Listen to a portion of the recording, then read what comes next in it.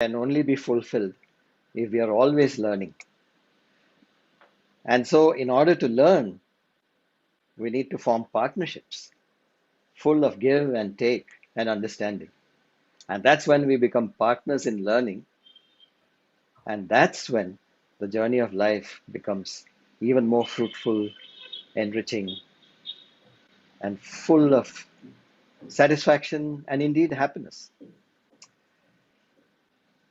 So, I would like to welcome all partners in learning this afternoon who have so kindly registered and logged in.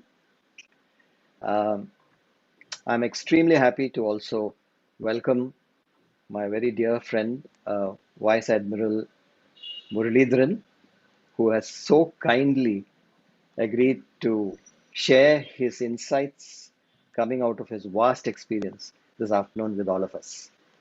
Welcome, Vice Admiral Muralidharan. Thank you, Madhav. We hope to have a very informal conversation, albeit a conversation which follows a certain structure. So perhaps we might even refer to each other by first name because anyway we are such good friends. And of course, learning is all about giving and taking and sharing ideas in a very informal and warm, completely accepting environment. That's when learning becomes complete. So we hope to pursue this conversation in a very, very free flowing and yet structured and easy manner. So today, ladies and gentlemen, we are participating in the second episode of Military Leadership Lessons. And the subject of this particular session is building a dynamic organization. And as you can see, we have Vice Admiral Muralidharan with us, and more about the subject and Vice Admiral Muralidharan in a minute. Today's session plan follows this kind of structure. First part of it is what is military leadership learning series all about? And then a very brief look at the subject today. And then we'll meet Vice Admiral Muralidharan in a little more detail and understand his stature. And then we'll hand over to him for a few opening remarks which he may want to make. And after that, we'll dive straight into segment one of the session this afternoon, which is the importance of training in organization building. We will take approximately 20 minutes in that segment. And then we'll move on to segment two, which is building the Coast Guard organization. And that we will explore for about 20 minutes.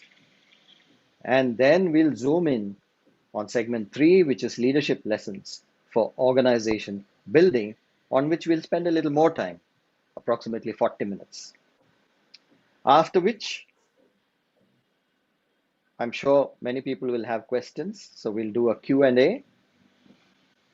And just after the Q&A, we will run a very short 5-question poll amongst the audience on some 5 important aspects of leadership.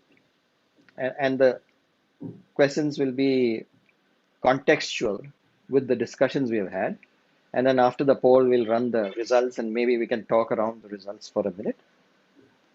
And then we'll hand it over to the Admiral for his closing remarks, following which I will be pleased to attempt a summary. And so let's take a look at what is Military Leadership Lessons series. Leadership, of course, is the difference between winning and losing a war, and many of the concepts that we today practice in management, in business, are all derived from the experience of almost 2 or 3 millennia of war and military. And many of the tools and techniques that are so familiar to most of us in the management arena have all been honed to perfection in the heat of combat. So there is a direct application of many of these concepts. And therefore, military leaders have priceless lessons to offer their civilian counterparts. And, and therefore, we are trying now, through the series, to construct a bridge of learning from battlefields to enterprises. It's hard to imagine a military leader as a teacher, but that is just what we are hoping to do in this series. A teacher can be effective if and only if he has experience and if he has actually done what he is teaching. That's when the teacher becomes acceptable, and that's when students become teachable. And so, military leaders can become exceptional teachers because they are role models. They walk the talk. And when somebody who's walked the talk shares his or her knowledge and experience, the rest of the world listens with rapt attention because this is coming straight from hard-fought battles where blood and sweat have flowed in copious quantities. So therefore, in this series, three-star officers and other exceptional personnel of the Indian Armed Forces share their experience, expertise, and wisdom on the art, science, and practice of leadership, all of which we will explore in depth. And so the subject today is interesting because organizations, you will agree, need clarity of vision, careful planning, and of course, faultless execution. And the role of leadership is to direct and guide all that effort at clarifying vision, planning, and execution in such a way that organizations become sustainable and capable of adapting quickly to the environment in which they operate. And in today's world, the environment is changing very, very rapidly in real time. And so, therefore, the role of leadership in preparing an organization to adapt to this kind of very, very real time rapid change becomes even more crucial. And so, today, we are going to explore the intricacies of building a dynamic organization with Vice Admiral M.P. Muralidharan, AVSM BAR, NM, retired. Now let's meet Vice Admiral Muralidharan. Vice Admiral Muralidharan is an alumnus of the National Defence Academy, Khadakwasla, and was commissioned into the Indian Navy on the 1st of January 1975. And he's a specialist in N&D, as they call it, navigation and direction. Holds a postgraduate degree in defense studies. And in a remarkable career of 4 decades, the Admiral has held several key operational and staff appointments. He's commanded 3 warships, including the fearsome guided missile destroyer Ranvijay, and has been Fleet Operations Officer of the Western Fleet. He was also the Principal Director of Naval Operations at the Integrated Headquarters of the Ministry of Defense, Navy. He was also directing staff at the Defense Services Staff College, Wellington, which, as all of you know, is a premier defense development, training and development establishment. He was Naval Assistant to the Chief of the Naval Staff and Naval Attaché at the Embassy of India in Moscow. On elevation to flag rank as Rear Admiral, he was the Flag Officer Sea Training at Kochi, Chief of Staff, Western Naval Command at Mumbai, and also held the operational appointment of Flag Officer commanding Maharashtra and Gujarat Naval Area. On promotion to Vice Admiral, he became the first commandant of the Indian Naval Academy at Erimala. And that's something we will talk about vis-a-vis the importance of training for an organization. Subsequently, he became the Chief of Personnel at Naval Headquarters prior to taking over as the 19th Director General of the Indian Coast Guard, from where he retired in February 2013. But after retirement, the Admiral took on a second innings. Um, he, he was appointed as a member of the Armed Forces Tribunal at its regional bench in Kochi. And this appointment, in terms of protocol, is equivalent to that of a sitting judge of the High Court.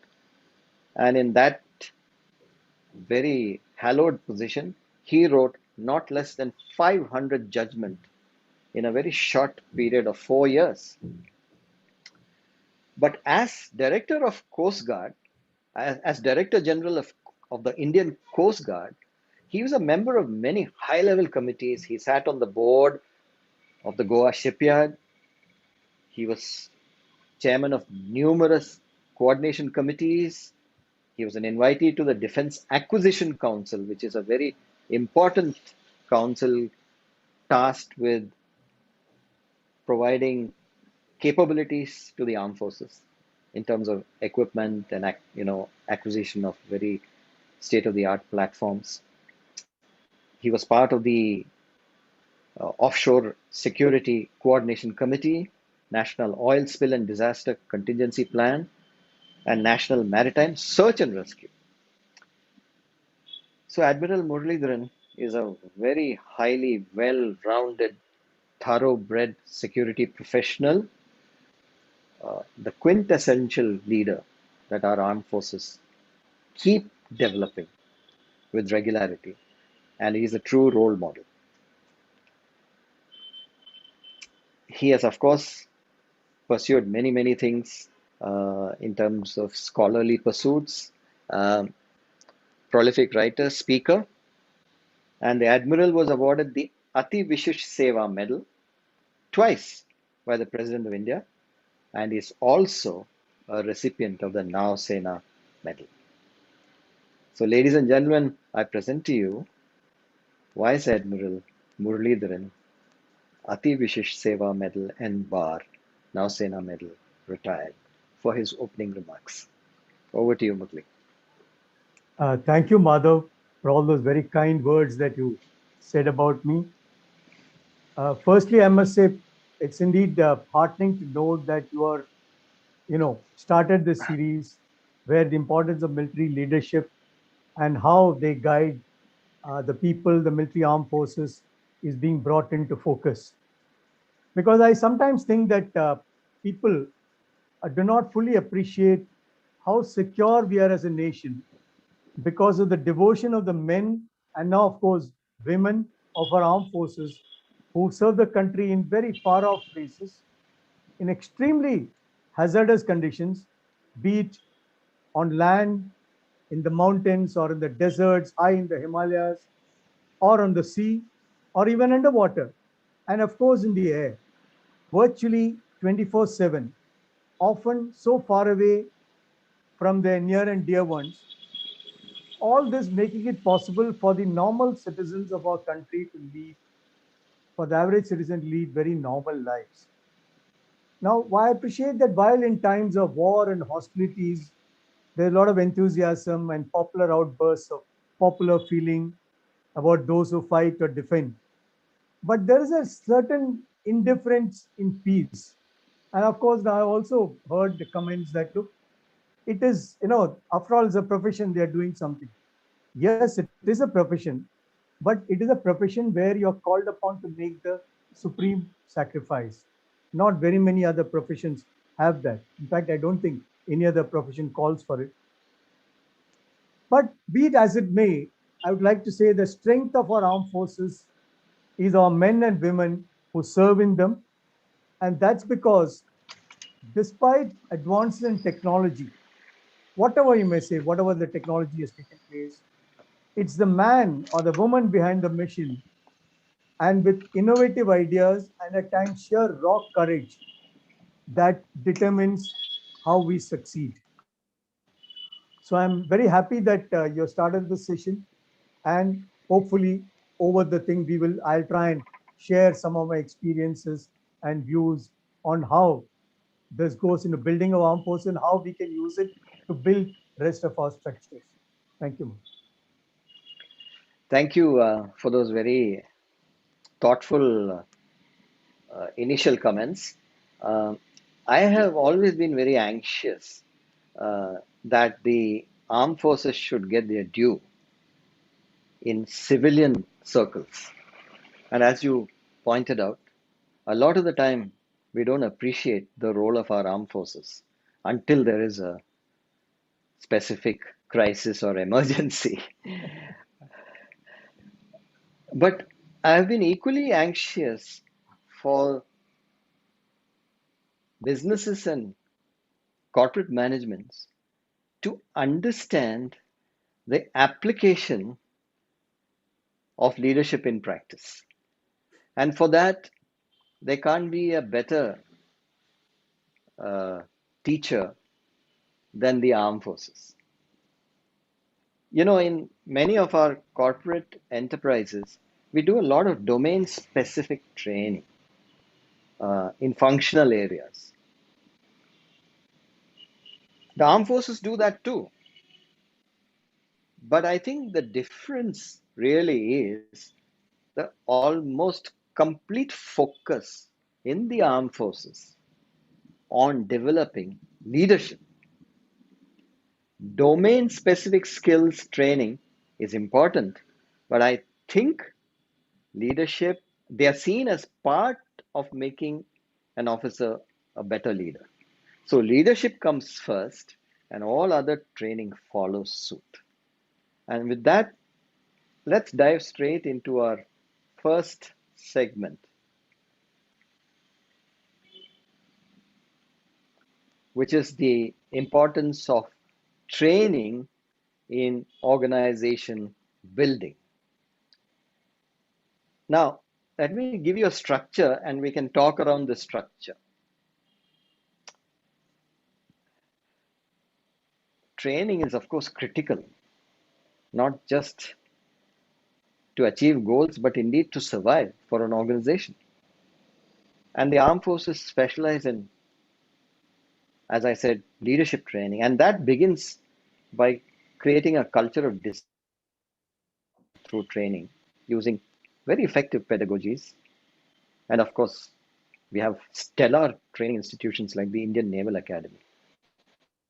So, would you like to share your thoughts on training and all the related aspects, Murli?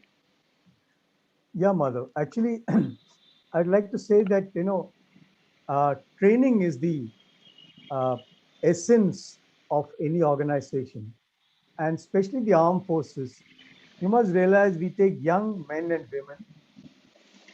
While I'll focus a little bit, probably more, giving you more examples from the officers training because I was involved in that, within the academy. I would also say it's the same is true for when we talk to the Jawans or the sailors or the airmen. Because remember, we are taking young men and women just out of the school. When we joined, people used to join after passing of the 10th standard, you could go into the National Defense Academy. But today, because of requirements of other things, we have graduated. Almost everybody is qualified, has finished what you would call the equivalent of the senior Cambridge or pre-degree or, at, +2, that 12th standard. But you are still taking young men and women who was just out of school, virtually schoolboys. Now, how do you train these young boys to groom them to becoming men? When I say men, I mean I don't want to keep saying how training girls into women and that kind of thing, but basically treating them as adults. Now, in while we'll come to some of these later, what you must realize is that one of the things that is required in this is You are training them to lead men, lead troops at various levels. I mean, it could be officer reading, or it could be at the, at the lower level of the petty officer or the junior commissioned officer reading level. But you are training them to lead people. And most important is, one very essence is, unlike in any other organization, here you are training to command men and guide them into a situation where they may have to, lose their lives, give up their life by making the supreme sacrifice if the case is needed. Of course, I'll come to that a little later. But the very fact that you are to lead men into this, that means they must have confidence in you that you are going to do the correct thing and take them up the correct steps. We need to take the right steps. Now, this is very important. And in this, uh, let me start with what you have here. You start with, say, classroom training, the basic training that, because again, domain knowledge and the subject knowledge is important. Remember, it's just out of school, you have to going into higher learning to teach them various aspects, which will be service specific. Now, in the basic training establishments, apart from that, you're also teaching them the very basics of service. What is expected in the Army, the Navy, or the Air Force, and what do they got to do? And then once they go into, after the basic training is over, they go into different training establishment for specialization, etc. That goes on. Now, one thing that we need to drill into them and train them is, we need all-round development. I'm not just developing a bodybuilder or a physical fitness champion or a 100 meters champion. In fact, to use an old terminology, when you have the, in the service during the entrance, once you do the entrance for sessions, etc., and when you make them go through a selection board, there's also physical fitness. So I remember when we were there, there was a young boy with us who probably did the obstacle course 3 times. He did it in the time that most of us managed to do, 1.5. But for some reason, he didn't get selected because other parameters are it. So one thing he asked is, look, I did all this. So I still remember the answer of the officer who was conducting the training. He said, look, we are not, just looking for athletes or this thing. We want all-round development. So maybe you are found lacking in your intellectual when they tested various aspects. So therefore, it is just not that. Otherwise, we don't want armed forces purely full of, you know, all the 100-meter champions or Olympic marathon runners. All that is required. So it's an all-round development. So they're looking at what I think is called officer-like qualities. Yes, you are looking at officer-like qualities, but to develop, so you need some inherent, and they also do a psychological test. So which makes sure that you're, and some other things that if there are some things, idiosyncrasies, etc., get pointed out some stage, because essentially you are looking to build a team man, which is why even in our training establishments, there are a lot of emphasis given on team spirit, development of troop games. You'll find that there's focus, say, on games like football, uh, hockey, basketball, while we do encourage individual games like tennis and squash, etc., because they're part of the thing. But you want the team to develop, and in academies, you want them to develop a squadron spirit, as a team, how you work together. Because essentially, you are going into battle, which the ultimate aim, you are to fight as a team.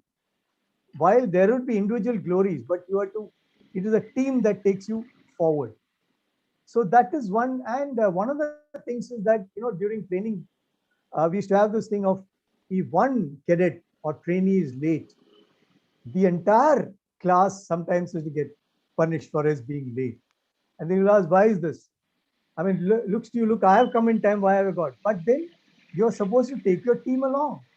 There is no point in, one individual reaching there if rest of the people are left behind. So So this if is I can some, just come in yeah, there for a minute, that's a very, very interesting concept.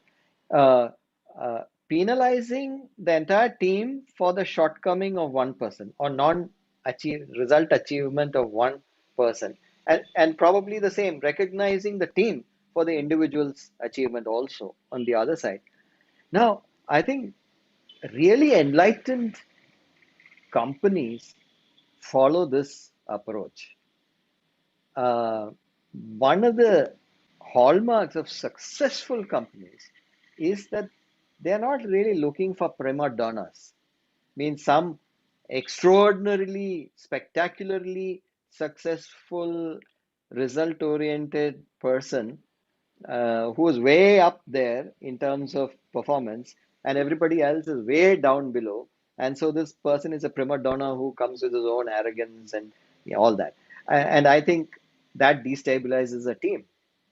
And that's exactly what the armed forces are trying to eliminate That's true. and create that collaborative, joint team environment. Yeah. Yeah, and of course, we have to do, I would say, what you put here very rightly as intellectual development, which is very, very important. I'll tell you, for example, uh, when we used to have basic training in the NDA or the academy in the older days, you were basically training him some academic. But then we realized that with the technology catching up, uh, it was you need to give them much more inputs. He needs much more knowledge to handle a particular equipment, because today you're handling very high tech equipment. It's not like the old days that just give it a push and start. You need to know when you're operating a system. Unless you know the basics of that system, you will not be able to operate it properly. And in which I would say more than anything else, the Navy took the lead, because Navy has always been a slightly ahead in technology. The other forces are, I'm not saying that they are behind.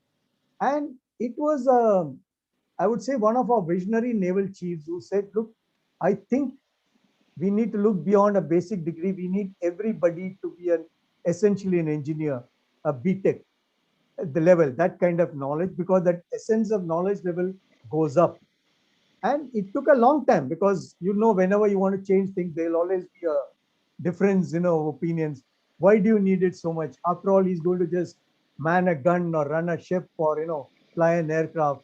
Why do you need to teach him so much? Because all people talk of all things, just enough, just in time, that all these terminology used. But for a person to develop intellectually, today you will find that even the little children, since we didn't have mobiles or things like that, today you'll find a little child is able to manipulate a mobile and play with it, use it. So we want a higher level of management. So that has been introduced. And time management, especially in assignments, is something that you teach people to be. It's very, very important. There is no point in my giving a perfect solution or a perfect answer a little late, because by then the enemy may have overrun your. So let us see, okay, I may be able to only 80%. Let me go in with that. I'll be able to resist him, and then I can take on the things later. But if I'm waiting for the perfect solution, it'll never happen. And one classic example is, of course, in the long run, it didn't work out. If you recollect Field Marshal Rommel, as it goes that he had only so many hours of fuel left, but he said, this is the time for me to push things. And he managed a lot in Africa. This Africa Corps, they did virtually the impossible till, of course, because of superior strength, technology, and over numbers, he got finally overrun, partly because he also didn't get support from back home. So He ran into the desert rats of Montgomery. Montgomery, a lot of them were Indians, mind you. Yes, which is very less known actually. Less known, yeah. So uh, we very insist that when you submit assignments, and this happens at higher places, for example, at the staff college, you're given an assignment to do. There's a time limit kept. If you submit it late, it carries no marks, no weight. Of course, we take it, correct it, and give them the thing. But the point is, we say, it's what I said. Unless you are able to do it in time, you don't need to, you won't achieve much. And similarly, physical development is important, because after all, you need a fit personality. Only then will you be able to think properly, you'll be able to react, you'll be able to extract. So these are some of the things that we develop in. And Yeah, I was wondering whether you can throw a little bit of light on this aspect of creating a culture of discipline, creating systematic obedience to orders, and also how do you create mental and physical resilience? Because in the heat and dust of battle, and of course in the heat and dust of competition in a market environment, uh, following processes is critical, but being able to innovate as and when required is even more important. At the same time, being very strong mentally and physically to cope with the stress and the pressures is equally important. So, how do the armed forces actually instill these two areas into an organization? I Yeah. mean, create So this. in this, there are two, three things. One is, of course, like I said, time management. Then, apart from giving him intellectual and physical fitness development, etc., we insist that it's drilled into them that obedience first. You can question something later, but unless you have, it's what you call it, at the heat of the battle, if he's told to go forward, he cannot stand back and question why forward now, why can't I do this? Because you expect that the person who's giving those orders should know what he's trying to tell you, what he's trying to do. So this is drilled into from beginning, that is. And let me tell you two, three things that we drill in people to teach them, especially young cadets and trainees. One is, of course, we teach them honor. It should be more like an inner compass that guides them. And especially not when the choice, I would say choice is easy or obvious, but when it is hard and uncertain, that will tell you the difference between which is right and which is wrong. And we teach people that honor is like character, is something which you do not when everybody is looking. You have to do it intrinsically. You have to do the right thing at the right time, because especially for officers and senior sailors, etc., your men and juniors are always looking at you. That's where you talked of building them as an example. So you must know that even if to give a very mundane example, if you're writing an exam by mistake, if the uh, a textbook or something left open, you should have the honor that I'm not going to refer to it because it's not permitted, even it is allowed, or See, this look is the around. point. This is exactly the point. Unfortunately, this kind of value building doesn't systematically happen in the rest of the education system in our country. And so we are turning out people who don't have that kind of commitment to honor and values. And a lot of the time one sees this in business and in the business environment, in the corporate environment. I'm not generalizing, but one sees this very often. If you can get away with it and not get caught, do it. that, Uh, that's true. I and mean, that's a very dangerous mindset to have. yeah. That's what actually generations of Indians have grown up uh, by not paying taxes. If you can get away with it, do it. And that is the complete antithesis of a country's evolution, isn't it? If it doesn't evolve on values, then you have Absolutely. nothing. You look at again, I'm coming to a practical later example. It's so often that people tend to cut, let's say, a red light. If there's no cop around, you look Right. around, people are not there, it cuts through the red light. But you don't know what is, so it is something has been designed, so you should stay there with a purpose. And similarly, is a no parking zone. If there are no cops, nobody around to check, you'll go and park your vehicle there. Now, this is something that we want our people to avoid. So that is why I said, talked of doing the right thing, even if anybody is watching or not, which is very important. And one more thing that you have to, since men are always looking up to you, you would never ask them to do things which you don't do, can't do yourself. You should be able to do it and speak honestly, and you must be able to take the responsibility if something goes wrong. I got the moral responsibility, I've done this. And you must also demand accountability from people. Now, this is something that is being it is being drilled into it, only then it will come in. No, it's very interesting you mentioned that. This is the credibility of, therefore, credibility of the teacher. Now, you want your people to follow you because you've been there, you've done it yourself. You're asking them to do something which you yourself have proven can be done and which you have done.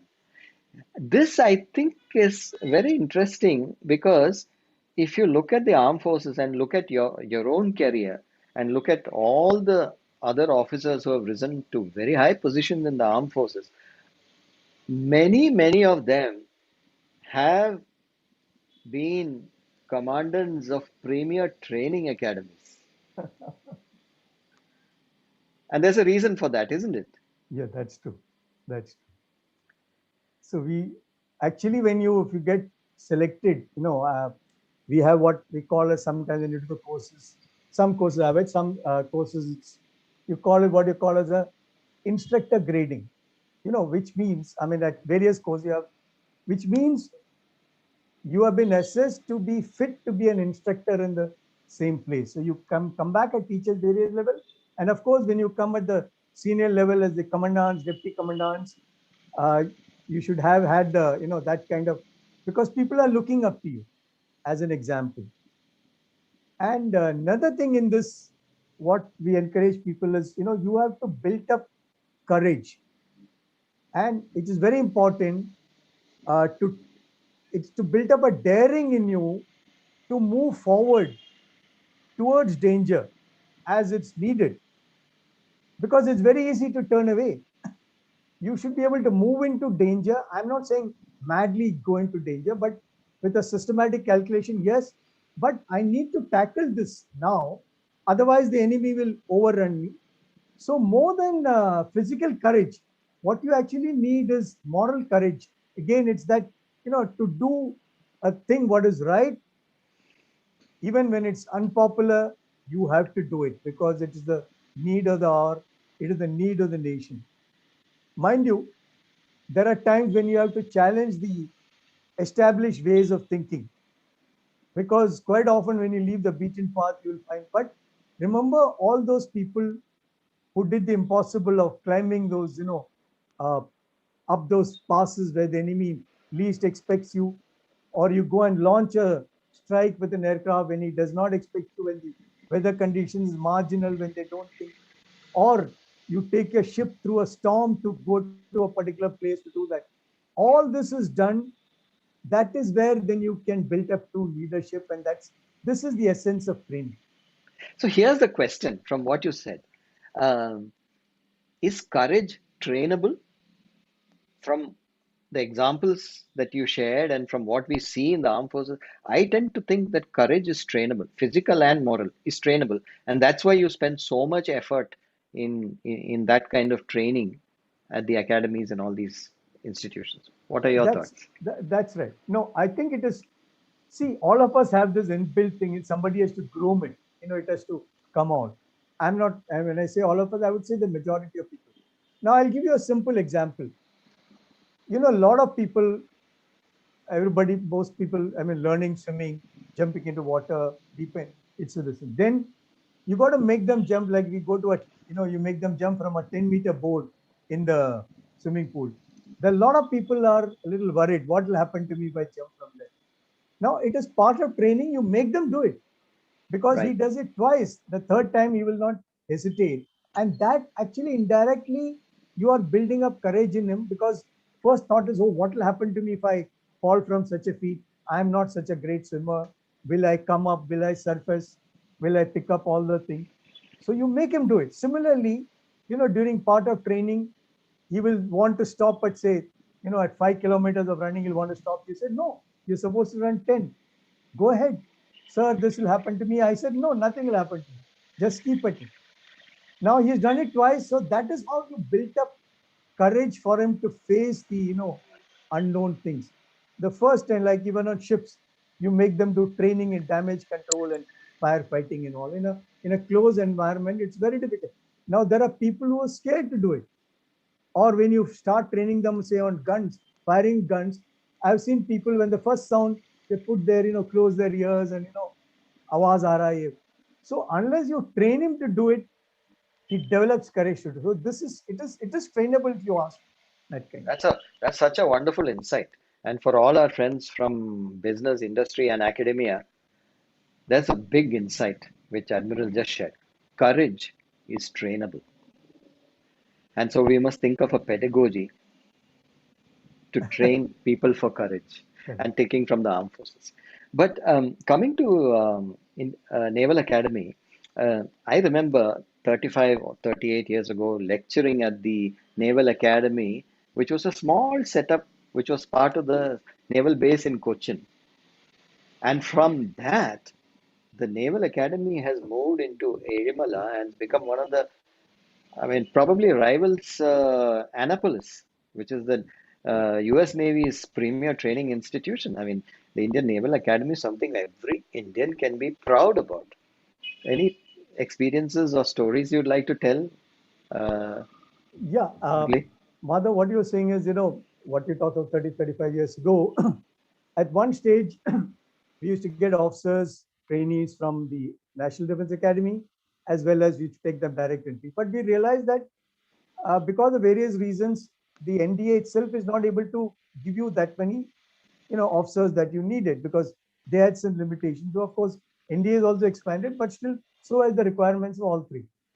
So our predecessors said that we must have a separate naval academy where officers can be directly trained, and that's how we started in Cochin in a small way. While there's always vision to build a independent big academy, and but you also know that there are shortage of finances. You could get the kind of land required, but they put together a team in place to develop a project. So it was initially in Cochin, then we moved temporarily to Goa at one stage to do that, and then finally this academy came up. Though mind you, the foundation stone for this academy, the Kerala government, Mr. Karnakaran, when he was chief minister, he offered the land and everything else, and whatever we wanted was given.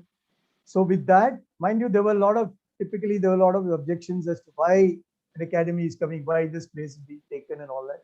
But still we went in, set it up. It's a very historical place, which was in the old days, that was where the people used to make landfall. The ships used to come and sight Mount Delhi it's a point there, and then say that okay, now they hit the Indian coast. Let's go north or south and things like that. So this got set up, and then it took some time because of various reasons. But finally, in 2009, we commissioned the place, and I was fortunate to be selected to be the first commandant. So it was set up when Prime Minister Manmohan Singh came and inaugurated it. Of course, my time there, we were just starting everything. At the initial lot of trainees. Now, of course, it's been developed to take on 1,200 trainees, as big as anything else. And one thing, of course, I remember there is, how to set up, because whatever you do is what is going to be taken up in the future. So the initial steps are important, including things like, naming of those blocks and institutions which you remember. So I would say that, along with my team and with the then commander in chief, we thought of the main academy, the block itself, the administrative block is called Nalanda, after the Nalanda thing. And you have two academic training blocks. They were actually called Aryabhatta and Bhaskara, after our two, Oh, MLL. And then, yeah. the library, we named it as Panini. The building is called Panini after the grammarian. And we said now there's a place where there'll be a lot of talk, discussion, intellectual. The auditorium was actually named uh, Kautilya, after Very Chanakya's. appropriate. Well, Very yeah, appropriate. yeah. So those were there. And of course, since we set up, we had moved, training the initial lot of people. And I think that is something very important. And Yeah, that's, I think, that covers fascinating. mostly. Yeah. Fascinating.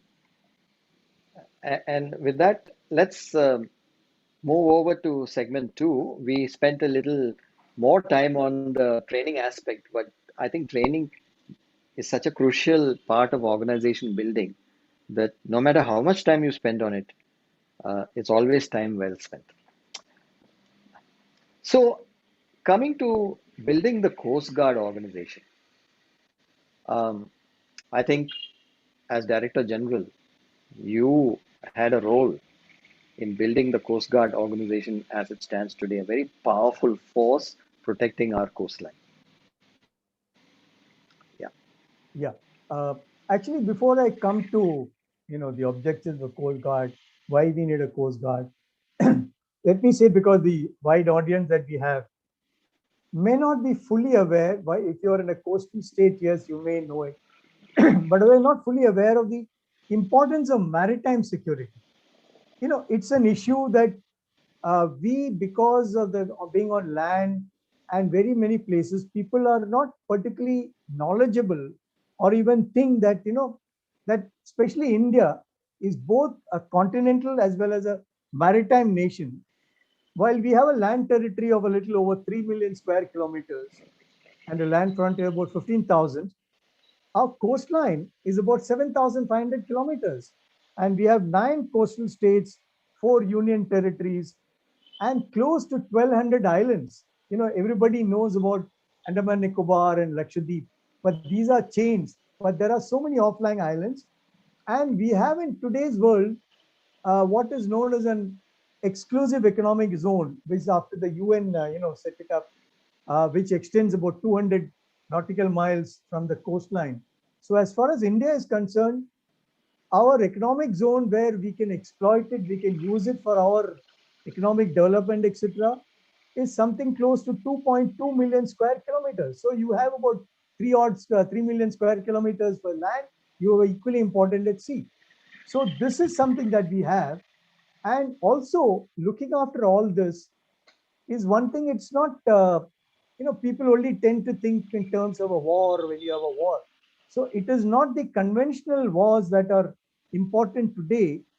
The while yes, conventional challenges, the military challenges are there in the maritime. Like we have two, neighbors who are, I would not say, for want of a, not inimical to us, a little unfriendly with us. You have Pakistan and China, their maritime forces, but that's in case of war. But what you are actually having is there are a whole lot of other, the what we have. What I would like to call is there are aspects like your economic challenges, because our prosperity is, economy is challenged by your shipping. Almost 90% of our cargo transported to India by volume is by ships. And so it is, any of these are threatened, it's an economic challenge to us. And we also have, people like there are human trafficking, drug smuggling, gun running, maritime terrorism, piracy. Now, all these are activities that goes on in regular time. So, which is something that we need to do. So, to overcome all this, we realized that while we have always had the Navy, we realized it's not the Navy alone is not cannot probably do this. More so, as we had the, like I talked about, the exclusive economic zone coming in, the UN convention, when it in the early 70s, when we were talking of the UNCLOS, and when that came in, so we realized that we need something more than uh, a navy. So therefore, we set up this Coast Guard was set up as at the national level. We set up an expert team. They looked into it and said that there is need for one more maritime post. So in February 1977, the government decided to set up what is now then as the fledgling Coast Guard. It was set up within the Navy to carry out military maritime duties, because smuggling and all these are a big activity in poaching. A lot of our fish used to be taken away by other nations. So that is how the Coast Guard was set up. Then, of course, the Coast Guard Act came in 1978, and subsequently, while initially the number of the ships borrowed was from the old ships of the Navy were taken, then we eventually built up the Coast Guard to its level today. So basically, the Coast Guard protects our maritime wealth and provides us security uh, from a law and order kind of situation, from a law and order kind of background, and protects our economic wealth. And therefore adds to maritime security. Yes. And actually, while it started off that way, basically it was protection of our entire maritime area, whether it be our, offshore, exploration, oil that we do, or fishing rights, etc., protection of fishermen, and for search and rescue, you needed two types of forces. See, the Navy had ships, high value, you had a lot of technology equipment because you went to go to where for this you needed comparatively lower number of ships. So from initially built up thing, you built it up, and then what happened was, if you recollect, the blast took place in Bombay while all this petroleum etc. was going on. The Bombay blast took place in the 90s. So then we realized that a lot of our coastline where people are, it's not uninhabited. You have, you need forces. So therefore, the Coast Guard itself came in, and a lot of planning was made by the committee, various committees that were set up, and we started developing Coast Guard to look after all this. And then, of course, the 9/11 happened, and we said that we need better coordination between this. So a national with a committee that was set up by the CCS actually set up and said that while Navy will be the overall maritime security, but Coast Guard will be overall responsible for the coastal security. Then you set up the coastal police. Then you set up the, on the lines, on all your sensors all along our coast. So, and Coast Guard itself got expanded from a few stations to now there are some 42 stations all over the coastline. So all this development and number of ships from what it was today, it's gone up to about, they have about 150 odd ships of various sizes, and you have about 100 odd aircraft. So it's a very formidable force that has developed into. And like you said, in times of hostilities and war, it will be merged with the Navy, and the Navy will have overall control, and there will be certain tasks given to Coast Guard. Essentially, it will again be looking after us. So this is where So it is. yeah, so the Coast Guard essentially is a provider of net coastal security, as I understand. Yeah. And therefore, how do you build that organization to deliver net coastal security? What kind of an organization is built in terms of structure, in terms of systems, all of which are aligned towards delivering net coastal security? Yeah. So when you say coastal security, it is not the coast alone. Like I said, up to 200 nautical miles we Correct, need correct. to. So, firstly, what do you need in all to build up security? You need two things. You need surveillance and presence. You need monitoring, or what we call as maritime domain awareness. You need to be aware of activities that are happening. It's the same concept as that of a policeman. One policeman present, makes a lot of people disciplined. So a lot of other, anybody wanting to do illegal activities will think twice if he finds a vessel there. So to build up, so Coast Guard has built up over a period of a mix of ships. You have those larger patrol vessels which can stay on for days out at sea, which is going into the, go deep into the sea.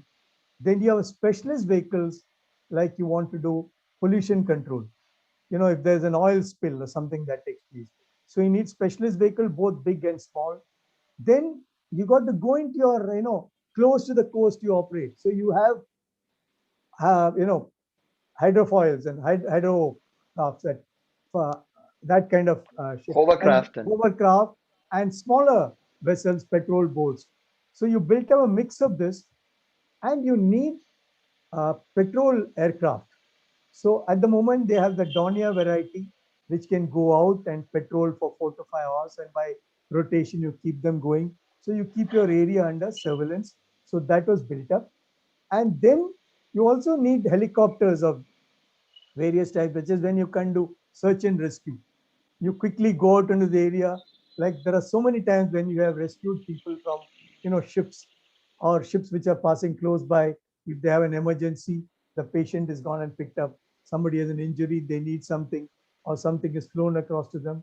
So you need this multitude of this. So you also need to build, your people should have the skills for it, because it's not all of us can do, pollution control, how to use that equipment. This is being done. And you need presence all along the coast. And one of the things that Coast Guard has also done is interact with the coastal community, teach them measures of safety, security, and it is a mutual process. So you also get inputs from them. And mind you, they can act as your eyes and ears to what happened. Now, since the Bombay incident happened in 2008, we have learned a lot of lessons and we have built up on it too. That's when I talked of now you have coastal sensors, you have radars all along your coastline, and multiple organizations come together to build this. So this is something that is built in. And when I took over Coast Guard, it has just been, after the 2008, revival, so many activities had taken place. So for us to, it was building up, it was to get the things together to build up, and then you had to get a perspective plan approved. Ships can't be built overnight, so you need a plan to build those ships, get those aircraft. So you had to build a 10, 15-year perspective plan, how things will go in. And as some of your ships get older, they got to be replaced. So it's a full cycle and taking in more manpower, more training. Of course, basic training of Coast Guard is done with the Navy, but specialized training is Coast Guard done by itself. We also planned a Coast Guard Academy, which is supposed to come up in Arikil near Kannur, that Erimala area closed. But now I understand for some reason it's been shifted out of that area. They're going into some other place. But all these are something that has to be built up because people don't understand, especially, fishermen, you tell them, don't go into a particular place. He will tell you that we have been fishing these waters for thousands of years. Is that hamare baap dade pardade idhar hi the? He said, today you have built an artificial line and called it Sri Lankan waters, Indian waters, Pakistani waters. So so you have to educate them while they go, then you got to, get them back, all those aspects. So this is something that is needed to the Coast Guard organization. Threats can come from anywhere and everywhere, and they can completely arise from a direction you never expected. So the organization that provides security, um, coastal security, has to be very fast on its feet, has to adapt and change very rapidly. So how does one reconcile a bureaucratic hierarchical structure with ability to respond and adapt very quickly? Yeah, one of the reasons while we have the apex at the naval at the Coast Guard headquarters at Delhi, we have the regional headquarters, and then you have under them various organizations. For example, there's a person here sitting in Kochi. He's in charge of the district, basically Cochin and Kerala and Lakshadweep come under him. So when he Yeah. gets the input, he uses his resources to quickly respond. He doesn't have to wait for the thing. And similarly, a Coast Guard ship on patrol at sea gets an input, immediately reacts, and goes like recently had this. They reacted to this weather and fishing vessel that collided, and so many people. They went in there. The aircraft got in, and some years back we got a input that a merchant ship had collided you know, with a fishing vessel. So immediately went out to rescue those people. And of course, today with the technology, it also helps that most of our fishermen, unlike the old guys, they always carry mobile phones. They use it for where they get a better price to do their landing. But they're also able to call because 20, 25 miles out into the sea, you are able to get mobile telephone. So instead of course, they also have their communication system. But this is a very fast, so you are able to use it, and it's a lot of decentralization is done so that people on the spot can quickly react. You don't have to wait for an order from the top. So That that's is something. interesting. Even though you do need to have a hierarchy and a bureaucracy, you do need to have that. You can negate, I mean, you can mitigate the negative impact of a rigid structure by hardwiring it with the latest communication and real time data transfer capabilities. That's right. That's right. Because basically, unless the person has to actually react there. So if you are waiting for orders from the top, so he knows the broad parameters, what all he's supposed to do, what all task he's supposed to do. I don't have to wait a ship commanding officer or a patrol boat does not have to wait for orders to come at all. He finds an incident happening, he goes there and takes it over. So that is where the situation comes in. So adaptation for an organization to adapt, particularly, is something like a very disciplined, force multiplier kind of an organization. Their empowerment, role clarity, technology for communication, and the mother of everything, leadership development. I think these are the factors that help an organization adapt. Absolutely, absolutely. Very, very well put, Madhav. I think that actually covers the complete aspect of. And mind you, you don't always have the full resources. Whatever ideally, if I want 3 ships in that place, I may not have it. So I use 2 ships to get what I can. They may have to work little extra around the clock, various other aspects, but you do that at that time. And one more interesting that the Coast Guard, when you talk of Coast Guard, is that we are not tied down to Indian coastal waters. Now, Coast Guard as an organization, our Coast Guard has built up rapport or interaction. It's a maritime linkages with, say, Coast Guard of Japan. We have a regular interaction with them. We exercise with their Coast Guard units. Similarly, various other places. And you're also part of the anti-piracy, various aspects that you're in. So all this, like the Navy does in a way, the Coast Guard also, is able to expand our maritime reach and presence. And Coast Guards can go in when it doesn't, like you said, it's a Coast Guard is a since it's Coast Guard, it doesn't raise the kind of alarm that if you see a warship would be there. They're there for search Right, and rescue thereof. So all right. this is also built into the Coast Guard organization. So they have, and we train some of those people, our people get trained there. So it is a very important aspect. So also important to build the ability to collaborate with other organizations.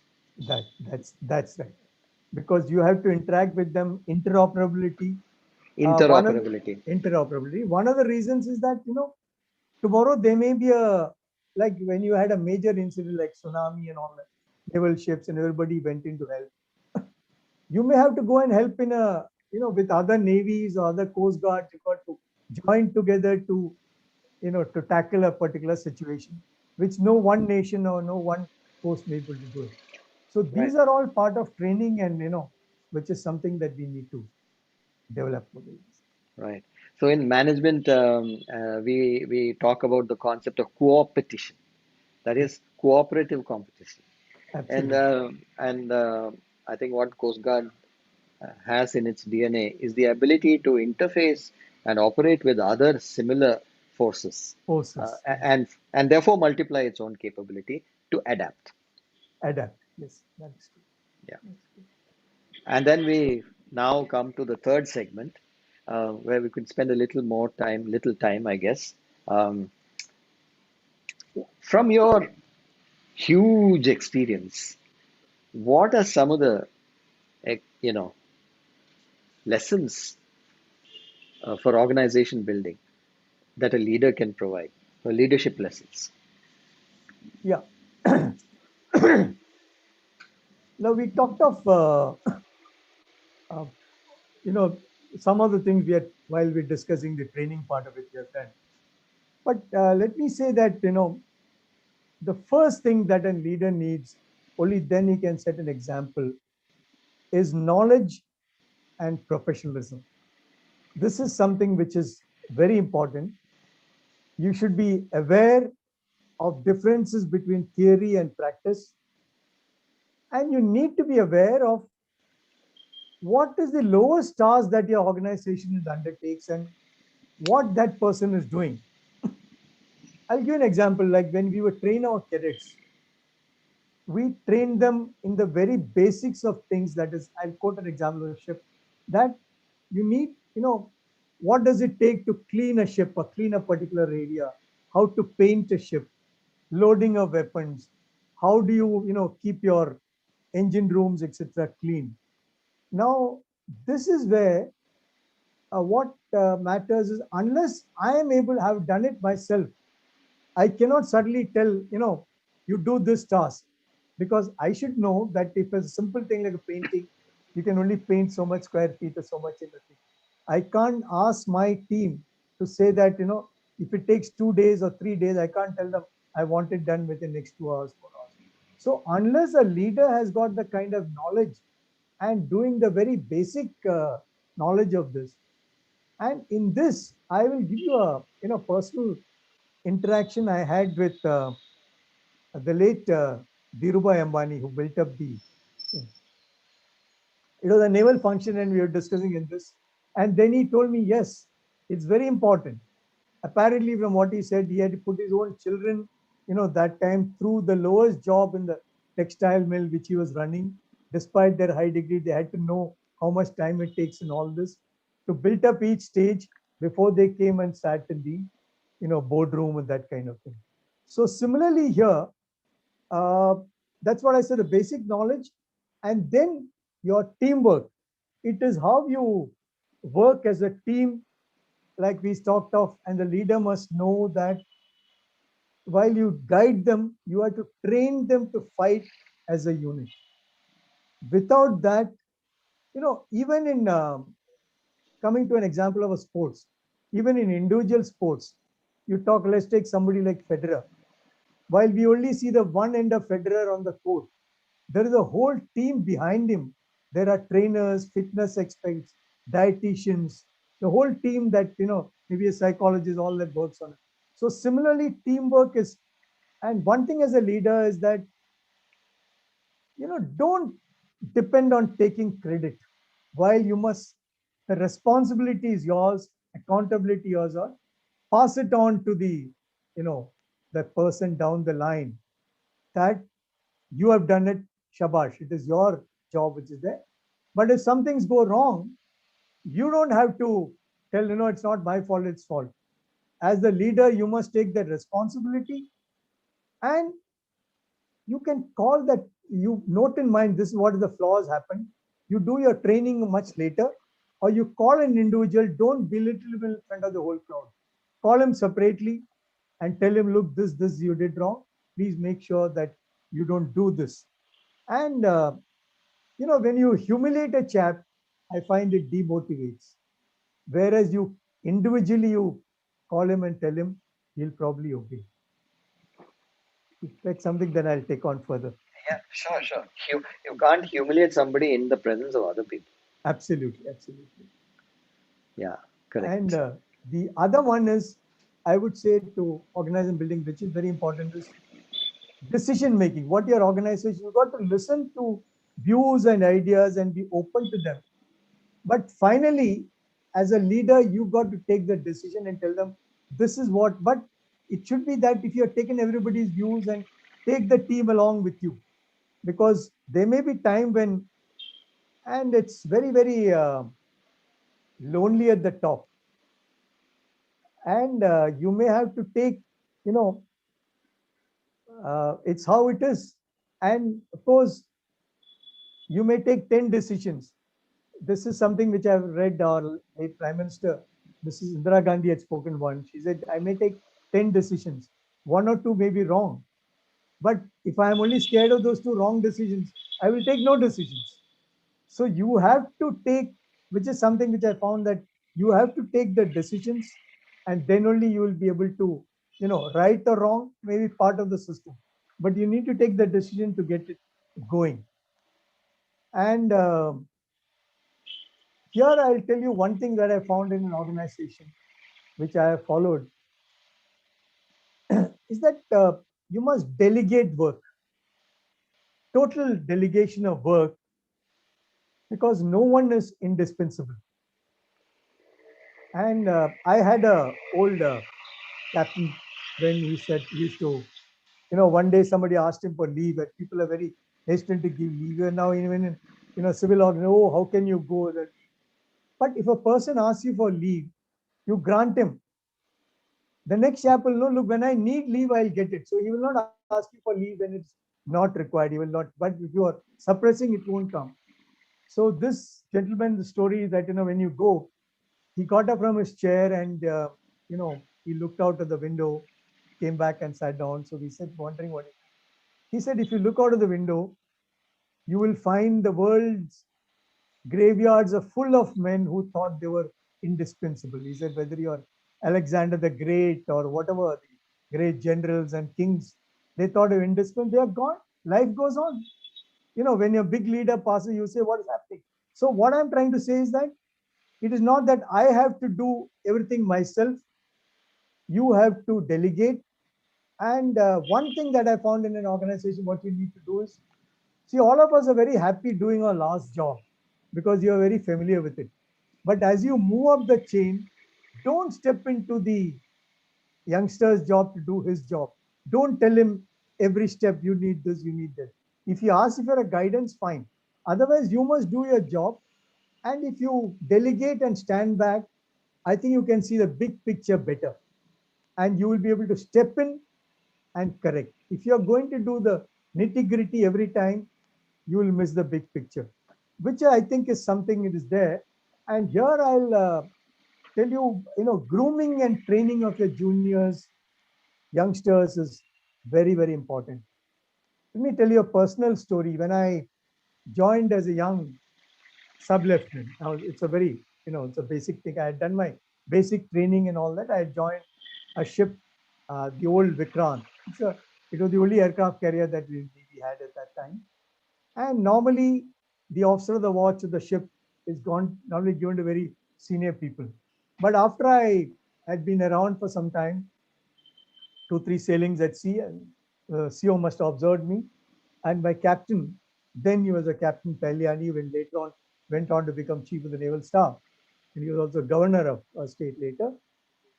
Now he said, look, you are you are in charge of the ship now. You're the watchkeeping officer now. You take over the watch. You got the ship. Now I was a flabbergasted bit as a sub-lieutenant, and a lot of others were also surprised. But he said, no, let him do it. And normally it happened initially few days at daytime when captain was now or some seniors around. He'll quietly sit and watch. And then after that, he said, okay, now you can do it at night. So now that built up tremendous confidence in me to do that, because when somebody gives you the responsibility, you are extra prepared. You will read up everything, you're prepared for it, and never be a backseat driver. You put a chap in front, don't tell him this thing. Now, again, Admiral Kalyani's example I'll quote when he was watching us. If you keep sitting there, if you had something wrong, if you did something wrong, you'll find that he had a very different smile. Now, from that smile, we knew, look, what have we done wrong? So we look around, correct it. Moment you correct, give a different smile. Now, mind you, that became so much more groom me for the organization, building of the organization, than if somebody is shouting down on you. If you keep shouting at a person, he goes. So this is something that you need to, develop as a skill as a leader. No, very, very interesting. What about this whole connection between age and responsibility? And we'll come back to some of these other points a little later. But since you brought this up, the connection between age and responsibility. Look at it this way. In the armed forces, a lot of youngsters are given responsibility for huge tasks and huge assets. You take the Rafale, for example, a fighter pilot who's flying the Rafale is probably what, 28 years old? Yeah, that's right. And the aircraft costs about 1,400 crores or 1,500 crores. So here you have a 28-year-old completely in charge of a lethal platform costing thousands of crores. So young people can and must be given huge responsibility. What are your Absolutely. thoughts? Absolutely. I fully agree with you that young must be given full responsibility. The question of, but like I said, now you talk to the Rafale pilot. Now you see the kind of training that he has gone through. The Right. initial training, basic training as a flyer, then it fight with pilot, the tactics. Then initially, normally there's a dual seater aircraft through which he is given training. And then subsequently takes on, fighter pilot, some of the aircraft are single jet fighters, single seater, dual seater, depending upon the thing. But he is given full responsibility. So that basic training and the confidence you have to build in him, look, you can do it. It's like I talked about the ship example. The commanding Yeah. officer gave me the responsibility. After I did it, I realized, yes, I can do it. There's nothing in this.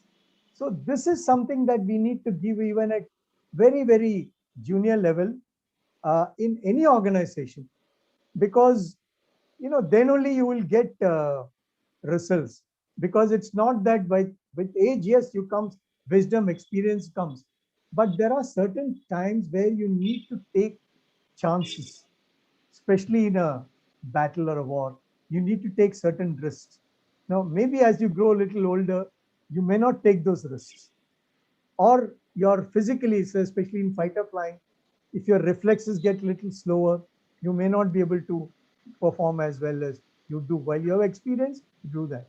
So I think I fully agree that you must give youngsters a chance to do it. With, of course, it's not that you just tell him to do it. You have spent a lot of time, effort, importance, and resources on training and Absolutely. training and training and development, and then you hand over the responsibilities. So age is not the important thing. No. It's training. And mind you, it is the observation of the senior. Like if Right. Captain Taliani thought it fit to give me, he has observed at some stage that yes, this fellow will be able to do. He may not have offered that to somebody who thought. Now, subsequently, Correct. after me, a lot of other youngsters also got groomed and started doing this job. But the fact is, that person took that decision that let me give it to a youngster and see how he performs. So that really mattered in the thing, which is Yeah, yeah. something that we need to do. Absolutely, absolutely.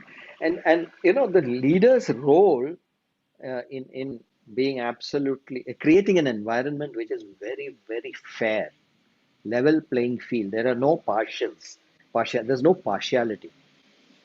Yeah, which is very true.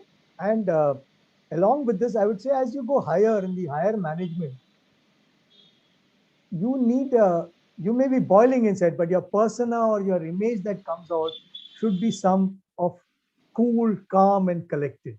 You must appear absolutely in control of situation, because if you create noise or panic, you know and that will create its own problems.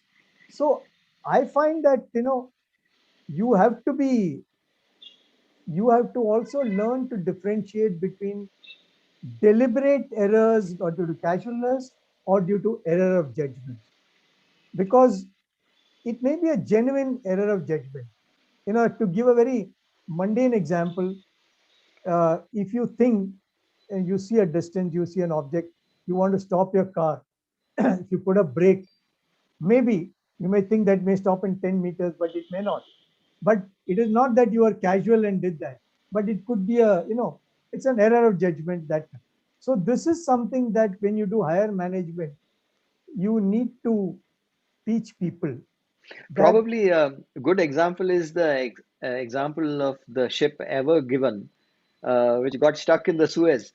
Yes, that is true. Now we don't know whether that was yeah, it's probably an error of judgment on the part of the person who was steering it and things like that. It is very much possible. We don't know the details of it. And one thing in this again, Mother, I'd like to add that we must not only as a leader innovate, but you must allow your youngsters to innovate, experiment, and try new methods, new Right. chances. Otherwise, again, uh, I'll tell you that again an example in one of the ships that I commanded. It had one of the diesel alternators which was not working, and it was supposed to be under guarantee, and the equipment supplier was somewhere else. Nothing was happening. So my the technical officer, the electrical officer came to me and said, "Sir, I've looked at this. I think I can do it this way and do it." So I said, "Go ahead."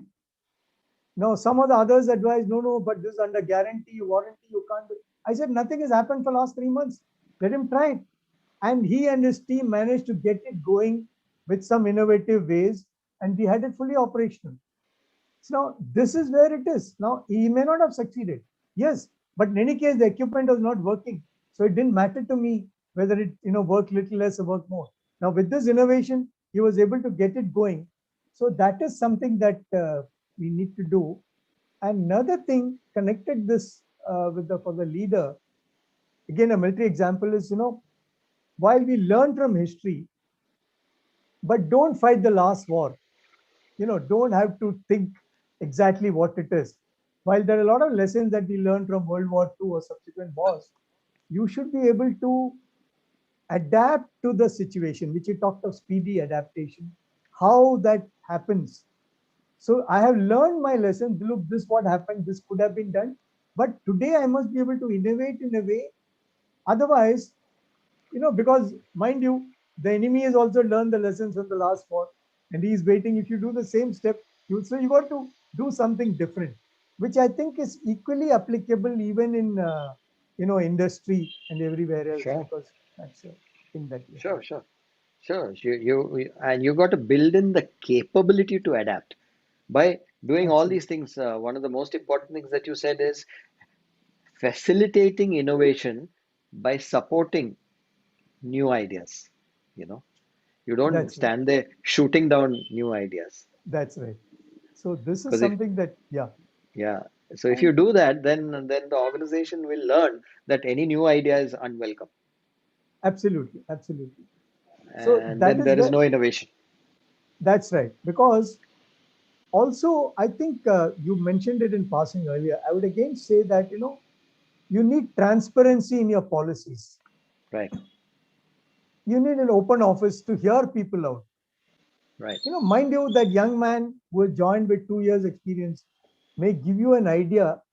You can build upon it to do something else. I mean, if you are only doing the, set pattern, you will not be able to do things. So I Yeah, think that is very important of hearing out your juniors. Don't look at it. I know it's something that comes to, which is something I think very important in the military thing, and it's part of your delegation. Once you're delegated, if you think of the person who actually climbed those, you know, hills on top, where we won in the Kargil, some of those very innovative young men and the bravery they showed actually yeah, won us the battle. that's right. They went up the wrong side Yeah, of the Tiger Hill and all those points. While the absolutely enemy was expecting them to come up the easier way, they took the harder route from behind, correct. which was completely unexpected. Yeah, yeah. And But that all happens. It's not, you can't wave a magic wand and say, abracadabra, let there be adaptation and innovation. yeah, yeah, As a leader, you have to work very hard to create that culture. create that culture. And in this, one more thing which I have found it works is that, uh, you need to have the patience to hear out people as a leader. Because, Listening. yeah, listening to him, and more often, I find when people come to you with a problem, you listen them out. You may take 10, 15 minutes. At the end of it, you tell him, look, I've listened to all this, but this is what it is, what you got to do. He will go away. At least he'll be satisfied that he has let out his steam or given his presence of mind. But if you don't listen to him, that builds up in him. He keeps, that, nobody's listening to me. And similarly, there'll be stories, especially it comes in organizations, especially the armed forces, since the pyramid is very narrow as you go up. There'll be people who miss promotions, who miss their thing. So when they Yeah, come to you, you got to listen to their thing. And then if you tell them, look, this is what it is, after all, it's comparative merit. But you continue working, you'll probably achieve. Like I had an experience of a person who came and, he's very upset that he didn't get promoted. So I listened to him, what all he did, what all. I said, all that is fine. But it is just that the number of vacancies, how do you know how narrowly you have missed your promotion? I said, you continue working hard while nobody can guarantee you will go up. And this young man subsequently rose, while he may have had one misstep, but he went all the way up later. I mean, he moved many ladders up the chain. So these are things that you got to do this. And I think one thing more I would like to add here is there are no shortcuts to leadership or any activity. It is it's pure hard work, dedication. You got to be at it. And you could have two, three types of, leaders who are, let me quote two leaders again from the military. One is, of course, everybody has heard of General Patton, who is, Sure. he used to lead from the front, but he was a great wartime leader. In peacetime, I understand between wars one and two, he was not very successful. But World War II came, he made, of course, he didn't, as the war ended in the victorious side, but somehow he passed away in the freak accident, so he didn't go back to his country. I mean, he went back. So, but he was not very flexible to peacetime acting. Then you have a person like, I would quote Admiral Ronnie Pereira again from the Navy, very compassionate man, but listened to you. And one thing which he did in the training academy is something which I struck me. He used to be present everywhere. Now you have the deputy commandant appearing at all odd places. See, cadets are that much more alert. Plus, it also peps them up. Look, he is a man at the top, has got the time to come and be with me, that kind of thing. So it is a very, very leadership. And one thing that we learned is that you can be very much uh, flexible and help people, assign to them, uh, be compassionate, so long as you can help a child, if you're not breaking any rules or regulations. And I would say, okay, you could even stretch things a little, but so long as you're within the four walls of the regulations, I think you go out of the way to help. You help one person and to help him in his need, whatever is needed. I think that carries the message to the entire team. Now, here is somebody on top whom we can trust, who will help us. If the need comes, he'll help me. And that builds up your organization's confidence. And it's just something which is tremendous. Yeah. Right. And that builds trust. Yes, And trust is a currency of leadership, really. which is true. Which is true. Which is true. And it's And that was fascinating, Murli. I mean, you really covered all the areas.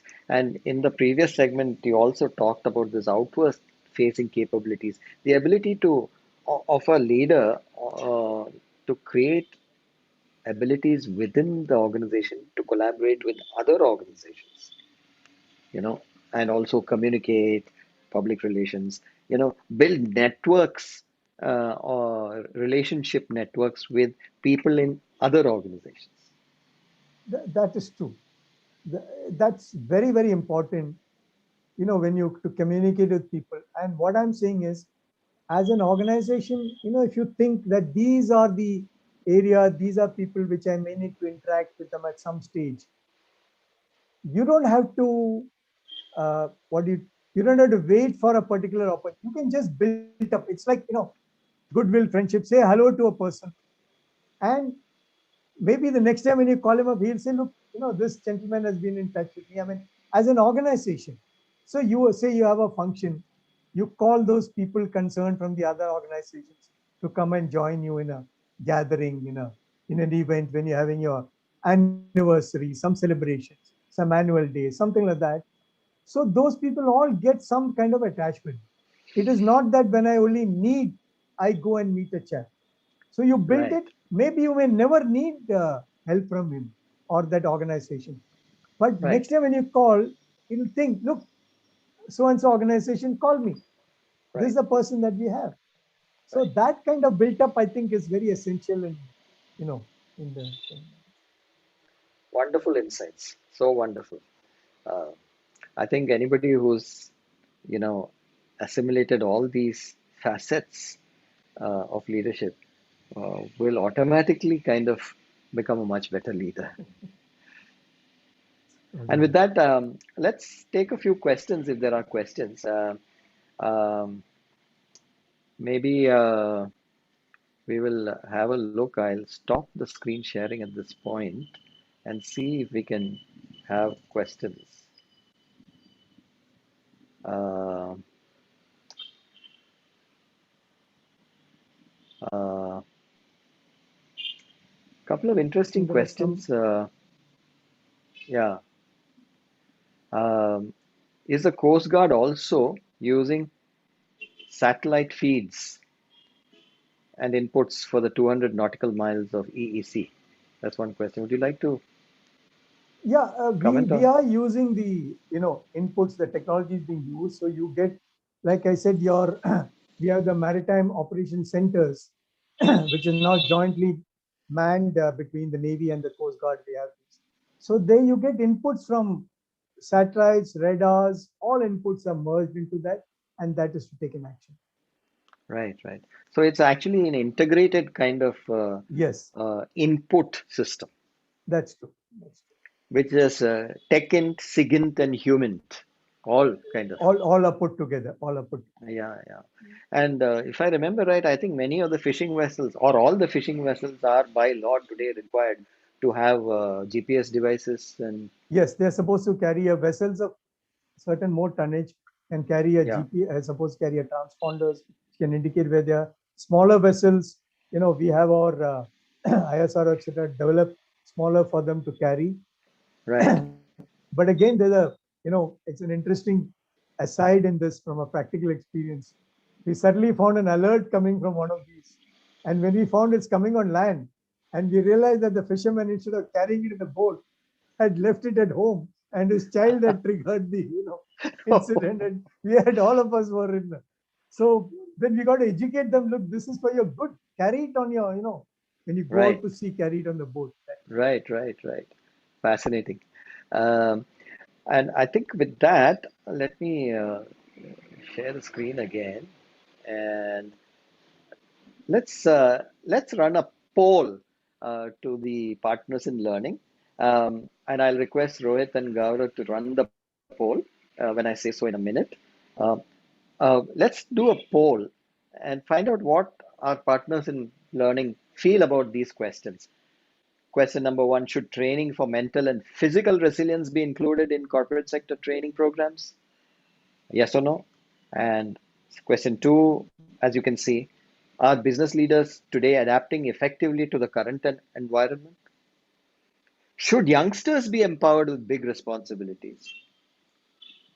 Leaders must become experts in delegation.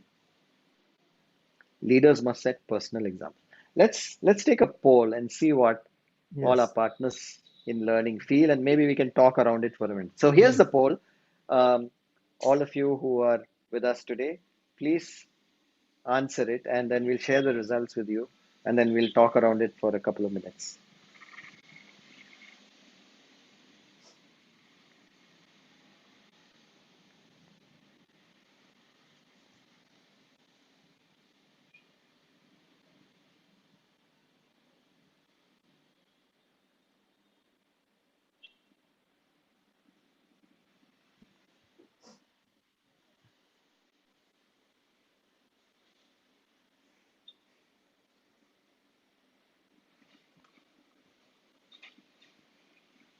Meanwhile, Murli, a couple more questions if you can see. Yeah. One is about some tips for NDA SSB interviews.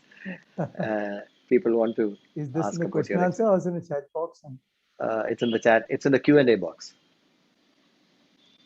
And then your views on strength-based facilitation of aspirants in education, employment, and entrepreneurship Yeah, for okay. Let happy me living. go through the. Somebody's asked me whether I'm staying in Palarivatam. I said, I know I'm staying at Tevra, but my father or my sister stays at that house now in Palarivatam. Land-based radars, we already answered. All technologies that are today used for surveillance are used, whether it is satellite-based or otherwise.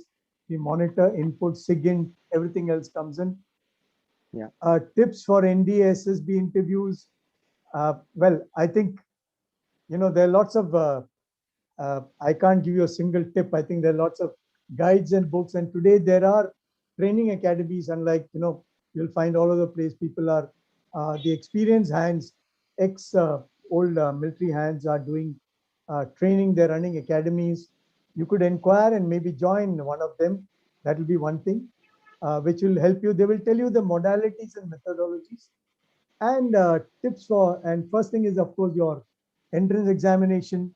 The syllabus. There are those guidebooks available. You look at it, study. on the subjects that are required, and which is what I find it's helpful. In our time we didn't have, because we came from, I studied in a Sainik school, so it did help that our seniors were going, so we all looked into that. And the um, simple answer is training. Training. Training, If you want to absolute succeed in the training. SSB, you got to be trained to Trained, you got to succeed be in the trained. SSB. Training. And What's your view Ranjit on has an interesting question about how the Indian Navy has been successful in designing its own vessels. that? Yeah. Okay. So this, I would say this because, like I said, Navy, our predecessors, right from the time, looked at the aspect of indigenization and how to go about it. Now, here I came across a very fascinating talk by, book written by Sardar K.M. Panikkar, who was he was a philosopher, and he was also a diplomat. Panikkar at the turn of the century wrote that uh, that India should need, based on our historic experience and what's happened in the last 3,000 odd years, that we need to develop a maritime outlook, we need to develop a navy, we need to build up our own ships and this thing, some of which had been killed by when we were being ruled by the colonial rulers. Some of these industries have been died down so that they could progress. So when we decided, founding fathers decided, yes, we need to build up these capabilities.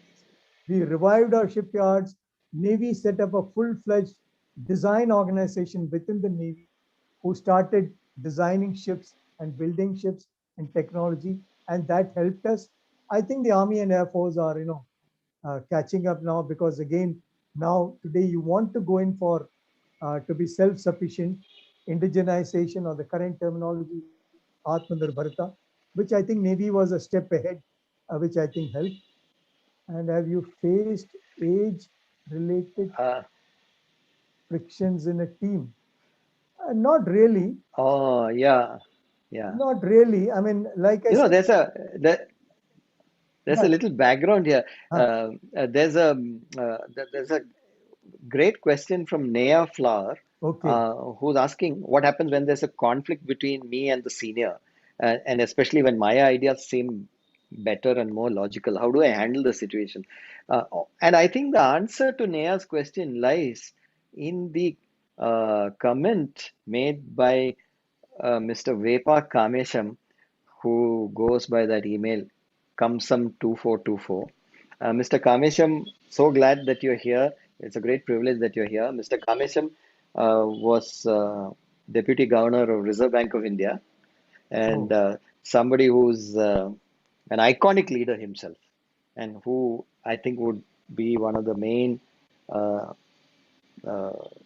drivers of successful integration of technology in Indian banking. So Mr. Kamesham's presence here adds so much value. And his comment uh, that development of an individual to accept great responsibility and act without hesitation is so insightful. And that relates to what Neha says. Uh, Murli, Neha is asking, um, what happens when I basically disagree with my boss? How do I handle it? Especially when I'm right. yeah. Uh, well, I would put it this way, because without the uh, context of it, one may not be able to, I may not be able to. But the fact is, it's like, okay, let me go back to a naval or a ship example. I get ideas from everybody, but there can be only one captain of a ship, especially in a ship. So finally, the captain has the final say, and he listens to everybody, takes, assimilates, and then I say, no, this is how it is to be done. Then you have to, as a team, pull together, as we saw, like, I mean, as I pull together, it's like if you've seen our famous rowing vessels, rowing boats, you cannot be rowing at cross purposes, then it will not move. So finally, it is what the boss says, what is to be done, that the team has to execute, because you cannot work at cross purposes. But if you have a this thing idea, I think the way is that you should be able to convince the person that your idea is correct and that is to be adopted. Maybe in a, I can't say that in a battle situation, but in other, and you find that, okay, with your idea, with the idea that is being presented, they are not able to get the production to the current level required or you're not able to get the result, then you can go back to him and say, look, sir, I have done this, but I feel that if I do it this way, do it. Why don't you give me a chance to do it? Show it my way. I'm sure most open leaders would give you such a chance. And In then fact, you that's could, what leadership is all about. yeah. So I think Yeah, that will probably help yeah, in the thing. sure, sure. Gaurav, can you end the poll? And let's have a look at the results. We'll end the poll so that we can calculate the results. Here come the results. Uh, Uh, the first question, should training for mental and physical resilience be included in corporate sector training programs? And overwhelming 98% say yes. yes. And I think that's a gap today in corporate training. Mental and physical resilience somehow doesn't get into the equation as far as training is concerned. So CHROs and L&D specialists in corporate sector enterprises must, I think, take note of this, and from the armed forces, try and create a curriculum and a pedagogy to build mental and physical resilience. A lot of inputs are available from the armed forces for that. The second question is, are business leaders today adapting effectively to the current environment? Murli, very interesting Yeah, breakup. 52% say yes and 48% say person no. say no. That clearly tells you that there is a shortage of leadership. Absolutely, absolutely, absolutely. And that's only natural because Yeah, we don't have leadership development really in our country other than in the armed forces. We have fabulous management schools, all of whom integrate leadership as a small part of the management curriculum. But there's no leadership development, correct. really. I think there's a case for a complete, focused, institution based leadership development initiative in our country. Absolutely, absolutely. And if we don't have leaders, we won't cope with You any would, yeah, uncertain the environment. system will collapse eventually. Yeah, that's right. Should youngsters be empowered with big responsibilities? Overwhelmingly, people say yes. Yes, 95% of our partners in learning say yes. So, age is not connected with to responsibility. Of course, as a leader, you have to invest in developing and training people to take responsibility. that's true. That's important, That's not important. age. Yeah. Number four, question number four, leaders must become experts in delegation. Overwhelming, Well, then again, 93% say yes. yes, And strangely, this is something people always fail in doing. They don't delegate. They never delegate enough.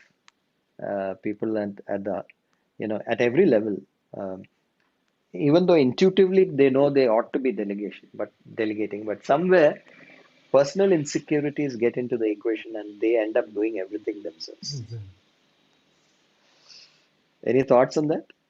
no, it's. I think it's very important that, like I have spoken about what I practice. I firmly believe in delegation of responsibilities and duties. The leader should be able to stand up and take the thing. And again, at every stage, you know, I found that when you delegate, people deliver that much more because he then prepares. Otherwise, the youngster not only groom. What will happen if you are taking all decisions?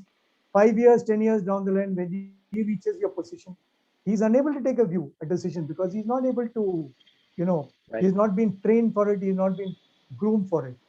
So I find it is very essential that you delegate and you can learn. There mistakes are bound to be made, but that should be taken in the stride. Otherwise, I find that youngster will not develop to his potential, and you will also kill his initiative. When I say his, I mean his or her initiative. Both would be killed because they would not. They would think twice. Why should I do this? Why should I do this? That kind of Right, thing. right, right. So that's And it. take a look at the last question.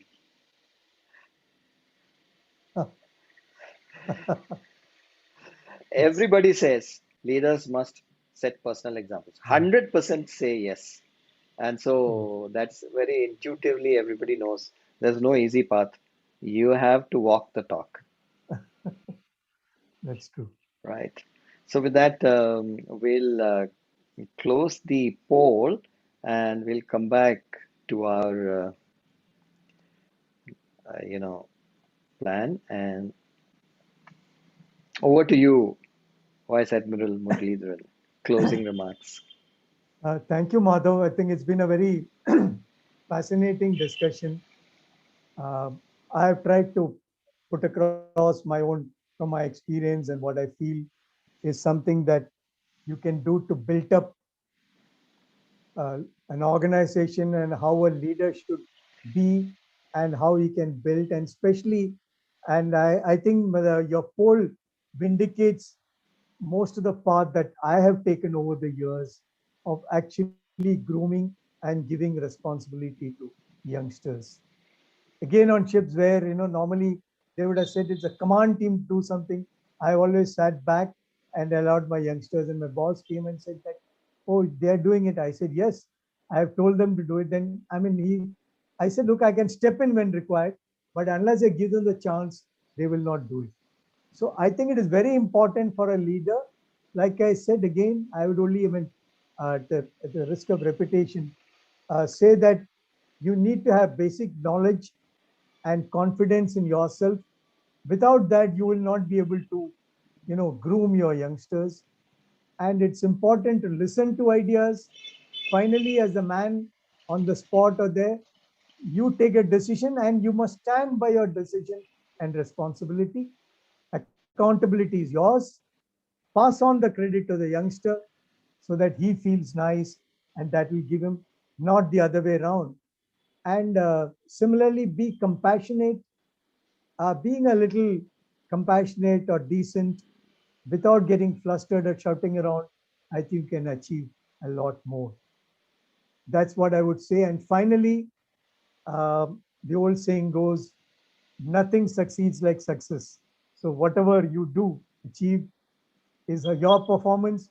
If it goes well, and what may have worked for me may not work for you, but eventually we have to ensure that the organization does not suffer due to personal idiosyncrasies. I think that's the catchword. Thank you, Madhav. Thank you. Very well said, Vice Admiral Muralidharan. Um, the summary that you gave was so fabulous. It was a capsule course on leadership. All the insights that you shared with us. I'll only say that from what you said, uh, a few things stand out. First, training, the importance of training, and especially training which is focused on leadership development. Secondly, building the capability for adaptation by being always open to new ideas, listening, humility, and encouraging people around you, below you, to experiment and supporting them even when they fail without humiliating them so that they build a confidence that they can experiment. And then creating an environment where you, as a leader, are fully accountable for all failures, but you completely, without let or hindrance, share every bit of credit for successes with your team. In fact, you must outsource the credit and insource the failures.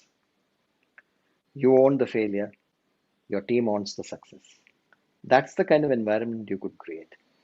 And the other thing that stood out to me when you were sharing all your experience is about the need for a leader to stay calm and balanced and not panic, not show panic.